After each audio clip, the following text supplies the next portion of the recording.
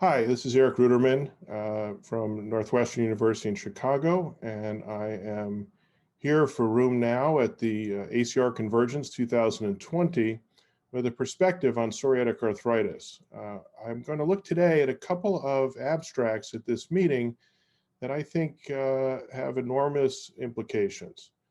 At all these meetings, we see abstracts that show us new data from clinical trials, and we try to integrate that data into our management and our treatment approaches to patients.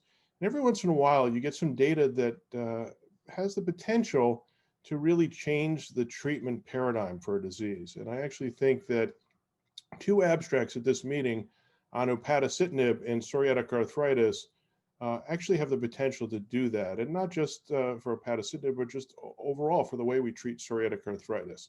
So the first is abstract 504. It's efficacy and safety of upadacitinib in patients with active PSA and an inadequate response to biologic DMARDs. This is the SELECT PSA-2 study. This is a fairly typical study, a randomized double-blind controlled study in which patients were randomized to receive either placebo, 15 milligrams a day, or 30 milligrams a day of upadacitinib. And the bottom line was that at the primary endpoint at week 12, ACR 20, 50, and 70 response rates were significantly greater with both doses of upadacitinib relative to placebo. And remember, this is a population who had previously been on a biologic DMARD, so potentially somewhat difficult to treat.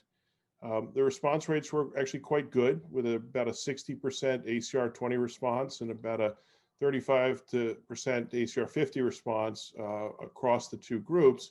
And there wasn't numerically a great difference between the 15 and 30 milligram group.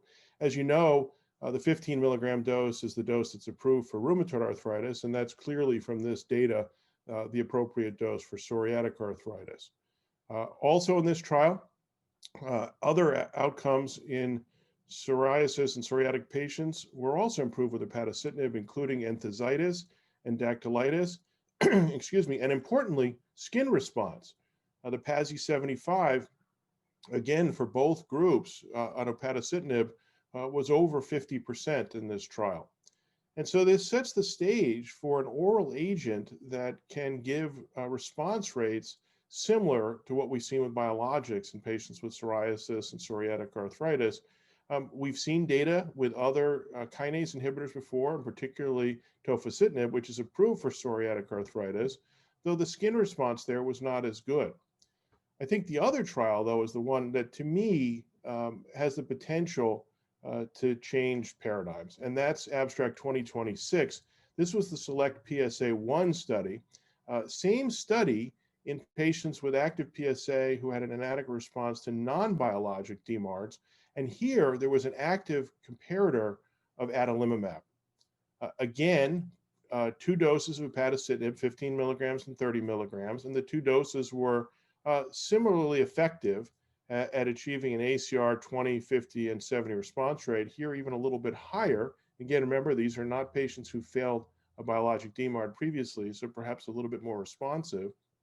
And so ACR 20 response rates here were over 70%. But importantly, and even though no statistical comparison was made, I take that back. Statistical comparison was made, and upadacitinib, at least at the 30 milligram dose, was slightly better than adalimumab. But at the 15 milligram dose, numerically, it was about the same. That was for joint disease. But when you look at other outcomes in psoriatic disease, including enthesitis, dactylitis, and most importantly, skin disease, upadacitinib was really quite comparable to adalimumab, which is an effective drug in that population of patients. And so the PASI 75 rate of about 60% in the upadacitinib group was quite comparable to the 53% rate in the adalimumab group. What does this mean? Well, you know, as we've had tofacitinib for several years now for psoriatic arthritis, it has offered an oral option for patients, and I've used it, and many of us have used it in our patients with psoriatic arthritis, but we've been hesitant to use it in patients who had more than trivial skin disease, because the skin response with tofacitinib has just never been that good. Now we have a JAK inhibitor with a skin response that's comparable to a decent TNF inhibitor in this same population. And I think that holds the promise to put an oral agent, at least for psoriatic arthritis, on a level playing field with biologic therapies as we move forward. Clearly, we've seen that IL-17 inhibitors and IL-23 inhibitors have greater impact on skin disease than the TNF inhibitors. And so in patients with really severe skin disease, I don't know that this is going to be the option we would go to, but for many of the patients, if not most of the patients that we see in our clinics, where their joint disease is their primary driver for therapy, it really looks like these trials tell us that we now have an oral agent that is comparable to the injectable therapies we've been using. And I think that is really going to change paradigms and open up new options for patients. And as we begin to use JAK inhibitors more and more, across all indications, I think we're going to see use grow in psoriatic arthritis. That's been my assessment of this at ACR Convergence 2020. And I'd invite you to tune into Room Now for more information from this meeting.